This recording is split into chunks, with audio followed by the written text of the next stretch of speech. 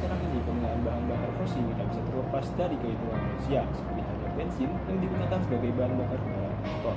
Tetapi pada tahun 2021, permintaan minyak dunia meningkat sebesar 1,7 juta barel per hari, dengan total 25,4 juta barel. Selain itu, terus pembakaran bensin menghasilkan gas-gas beracun ke udara seperti CO, NOx, dan CO2 yang berbahaya bagi kesehatan manusia dan lingkungan. Cara yang dapat digunakan untuk mengatasi kelangkaan BBM sebagai menurut polusi udara adalah menggunakan aditif bahan bakar. Aditif terbagi menjadi dua, yaitu metalik dan non-metalik. Tetapi metalik aditif tidak diperbolehkan.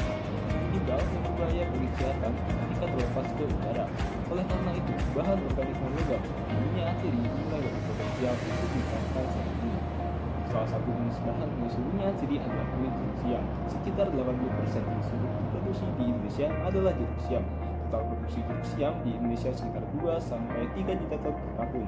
Banyaknya produksi jeruk siam memiliki potensial untuk dimanfaatkan, terutama kulitnya yang menjadi limbah. Masa kulit jeruk diketahui sekitar 17,8% dari total masa jeruk. Oleh karena itu, diperlukan suatu inovasi bioaditif bahan bakar bermotor dari minyak atsiri kulit jeruk siam untuk mengatasi kelangkaan BBM dan polusi udara di Indonesia. Langkah-langkah untuk melakukan pengujian ini diantaranya: yang pertama adalah preparasi sampel. Mula-mula, limbah kulit jeruk dibersihkan dengan aquagas, dipanaskan di bawah sinar matahari hingga kering, kemudian diiris kecil-kecil dan diblender hingga menjadi serbuk. Yang kedua adalah ekstraksi minyak atsiri. Serbuk hasil blender dilarutkan dengan etanol dalam konsentrasi dan dilakukan pengadukan hingga homogen. Selanjutnya, hasil ekstraksi disari dikeluarkan pada Na2SO4 dan diambil filternya untuk dilakukan pengujian. Yang ketiga adalah pengujian. Pengujian efisiensi bioaditif meliputi uji performa, uji konsumsi bahan bakar, dan uji emisi gas buang. Ketika pengujian tersebut menggunakan variasi beban 200 hingga 2000 watt dengan putaran konstan 1500 rpm. Dapat diketahui bahwa semakin tinggi persentase penambahan bioaditif, maka nilai asepsi semakin menurun. Jika asepsi berbanding terbalik dengan besar daya, asepsi tinggi terjadi karena rendahnya nilai kalor yang dimiliki oleh bahan bakar, seperti pada bensin ini.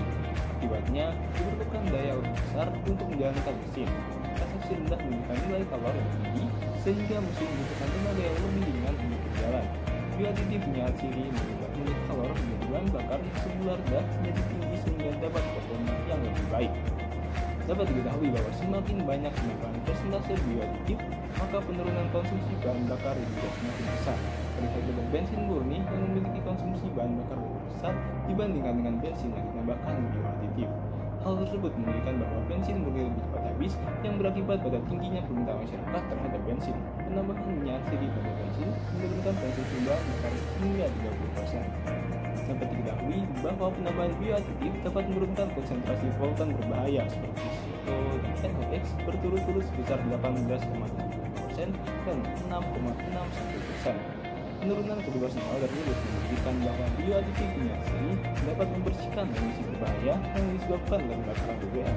Konsentrasi CO2 justru mengalami peningkatan sebesar 1,4% yang menandakan bahwa pembakaran karbon berlangsung dengan sempurna.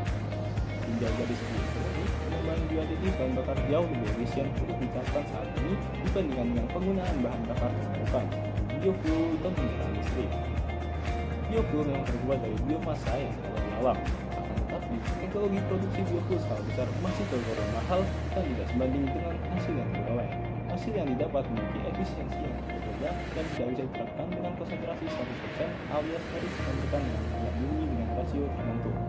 Oleh karena itu, penggabungan BBM yang berasal dari minyak bumi dan bioaditif minyak atsiri dinilai lebih potensial untuk dikembangkan saat ini. Terdapat analisis SWOT yang menyatakan bahwa produk ini mempunyai beberapa keunggulan, antaranya menghemat konsumsi energi, meningkatkan kualitas BBM, dan meningkatkan nilai ekonomis kulit jeruk siam. Realisasi bioaditif dapat digunakan secara massal oleh masyarakat, memerlukan dukungan dari beberapa pihak seperti pemerintah, BUMN, swasta, dan organisasi masyarakat. Pemerintah berperan untuk membuat regulasi mengenai penggunaan bioaditif minyak atsiri kepada masyarakat serta memberikan legalitas kepada inovator untuk mengkampanyekan produknya. BUMN dan swasta berperan sebagai mitra produksi dan penjualan bioaditif serta memberikan suntikan dana agar produk tersebut dapat terus bersaing di dunia industri. Organisasi masyarakat berperan mempromosikan bioaditif agar dikenal oleh masyarakat luas. Kesimpulannya, bioaditif dari minyak atsiri kulit jeruk siam dapat meringankan performa bensin, menurunkan 30% konsumsi BBM, dan menurunkan 18,75% emisi karbon monoksida.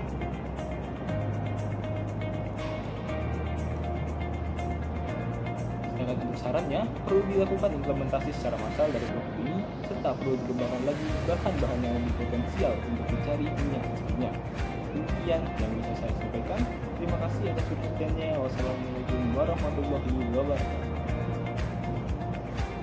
Sedangkan untuk sarannya, perlu dilakukan implementasi secara massal dari produk ini, serta perlu dikembangkan lagi bahan-bahan yang lebih potensial untuk mencari minyak aslinya. Demikian yang bisa saya sampaikan.